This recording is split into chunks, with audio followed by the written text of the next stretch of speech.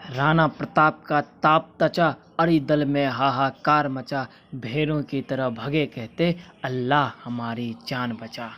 श्याम नारायण पांडे द्वारा रची गई कालजयी रचना हल्दी घाटी की कुछ लाइनें जब आप पढ़ेंगे तो आपको महाराणा प्रताप का शौर्य एकदम आपकी आंखों के समक्ष दिखाई देगा। आइए जानते हैं हम महाराणा प्रताप के शौर्य के बारे में।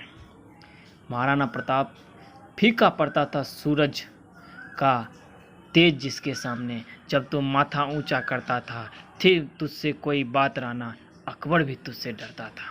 नाम कुंवर प्रताप, श्री महाराणा प्रताप सिंह जी। जन्म 9 मई 1540, जन्मभूमि कुंभलगढ़ राजस्थान। पुण्यतिथि 29 जनवरी 1597 ईस्वी। पिता श्री महाराणा उदय सिंह जी। माता रानी जीवंत कंवर जी अर्थात जयवंताबाई जी। राज्य मेवाड़। शासनकाल 1568 से 1597। शासन अवधि 29 वर्ष। वंश सूर्यवंश। राजवंश सिसोदिया। राजघराना राजपुताना। धार्मिक मान्यता हिंदू धर्म। युद्ध महत्वपूर्ण युद्ध हल्दी घाटी का युद्ध। उत्तराधिकारी राणा अमर सिंह। महाराणा प्रताप के पास एक सबसे प्रिय घोड़ा था जिनका नाम चेतक था।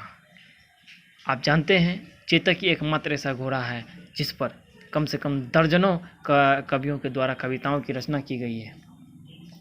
वह तिथि धन्य थी जब मेवाड़ के शौर्य भूमि पर मेवाड़ मुकुटपुनी महाराणा प्रताप का जन्म हुआ। इतिहास में वीरता और दृढ़ प्राण के लिए महाराणा प्रताप अमर है। महाराणा प्रताप की जयंती विक्रमी संवत कैलेंडर के अनुसार प्रतिवर्ष ज्येष्ठ शुक्ल पक्ष तृतीया को मनाई जाती है। महाराणा प्रताप के बारे में कुछ रोचक जानकारी।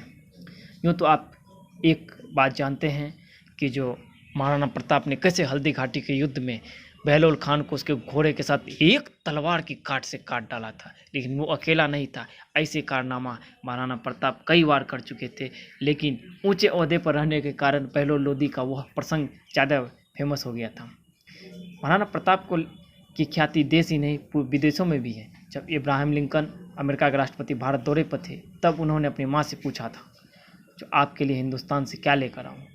तब माँ का जवाब मिला था, उस महान देश की वीर भूमि हल्दी घाटी से एक मुट्ठी धूल ले आना, जहाँ का राजा अपनी प्रजा के प्रति इतना वफादार था उसने आधे हिंदुस्तान के बदले अपनी मातृभूमि को चुना, लेकिन बदकिस्मती से उनका वो दौरा रद्द हो गया। ये बुक ऑफ प्रेसिडेंट्स USA किताब में आप पढ़ सकते हैं।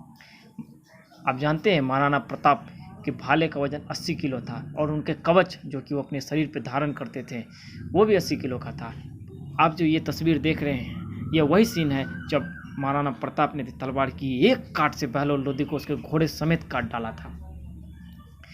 आज भी महाराणा प्रताप का वो तलवार कवच आदि सामान उदयपुर राजघराने के संग्रहालय में सुरक्षित है।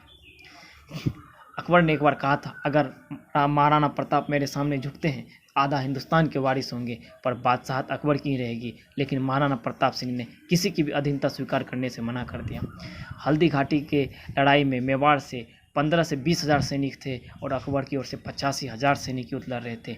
महाराणा प्रताप ने उसमें अपने सैनिकों को बस इतना ही कहा, एक प्रति सैनिक 6 सैनिकों को ख़त्म करेगा। और हल्दी घाटी का युद्ध मतलब ख़त्म होते होते महाराणा प्रताप के वीर लड़ाकों ने उसके 40,000 से अधिक सैनिकों को काट डाला।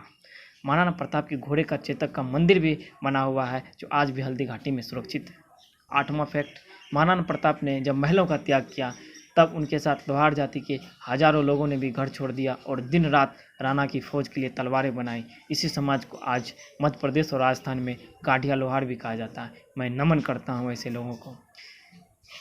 9वां फैक्ट, हल्दी घाटी के युद्ध के 900 साल बाद भी वहाँ ज़मीनों में तलवारों के जखीरे निकलते हैं। आखिरी बार तलवारों का जखीरा 1985 में हल्दी घाटी में मिला था। महाराणा प्रताप को शस्त्रार्थ की शिक्षा श्री जयमल मेरतरिया जी ने दी थी। 8,000 राजपूत वीरों को लेकर 60,000 मुसलमानों से लड़े थे। इस युद्ध में उन्होंने 48,000 को काट डाला था, जिनसे 8,000 राजपूत और 40,000 मुगल थे। उस युद्ध में 48,000 लोग मारे गए थे, जिसमें 40,000 मुगल मारे गए थे और 8,000 राजपूत। महाराणा के देहांत पर अकबर भी रोया था, ये बात आप अवश्य जानते हैं। मेवाड़ के आदिवासी भील समाज ने हल्दी घाटी में अकबर की फौज को अपने तीरों से रौंद डाला था। वो महाराणा प्रताप को अपना पुत्र मानते थे और राणा के बिना भेदभाव के उनके साथ रहते थे। आज भी मेवाड़ के राज चिन्ह पर एक तरफ राजपूत है तो दूसरी तरफ भील। महाराणा प्रताप के घोड़ा चेतक महाराणा प्रताप के 26 फीट का दरिया पार करने के बाद वीर गति को प्राप्त हुआ। उसकी एक टांग टूटने के बाद भी वो दरिया पार कर गया। जहाँ वो घायल हुआ वहाँ आज खोड़ी हिमली नाम का पेड़ है, जहाँ पर चेतक की मृत्यु हुई वहाँ चेतक का मंदिर भी है। राणा प्रताप का घोड़ा चेतक भी बहुत ताकतवर था। उसके मुंह के आगे दुश्मन के हाथियों को भी भ्रमित करने के लिए हाथी की सूंड लगाई जाती थी। यह हेतक और चेतक नाम के 2 घोड़े थे। मरने से पहले महाराणा प्रताप ने अपना खोया हुआ 85% से अधिक मेवाड़ फिर से जीत लिया था। सोने चांदी और महलों को छोड़कर वो 20 वर्ष तक मेवाड़ के जंगलों में घूमे। महाराणा प्रताप का वजन 110 किलो, 7.5 फीट की ऊंचाई, 2 मयानों वाली तलवार, 80 किलो का भाला, 10-10 किलो के तलवार। मित्रों, मैं आप सबको महाराणा प्रताप के घोड़े चेतक के बारे में तो सुना ही होगा, लेकिन उनका एक हाथी भी था जिसका नाम था राम प्रसाद। उसके बारे में बहुत कम लोग जानते हैं, मैं आपको बताता हूँ। राम प्रसाद हाथी का उल्लेख अल-बदायूनी, जो मुगलों की ओर से हल्दी घाटी के युद्ध में लड़ा था, उसने अपने ग्रंथ में लिखा है कि जब महाराणा प्रताप ने अकबर पर चढ़ाई की तब उसकी दो चीज़ों को बंदी बनाने की मांग की गई थी। एक तो खुद महाराणा और दूसरा उनका हाथी। आगे अल-बदायूनी लिखता है कि जो हाथी इतना समझदार और ताकतवर था, उसने हल्दी घाटी के युद्ध में अकेले ही 13 हाथियों को मार गिराया था।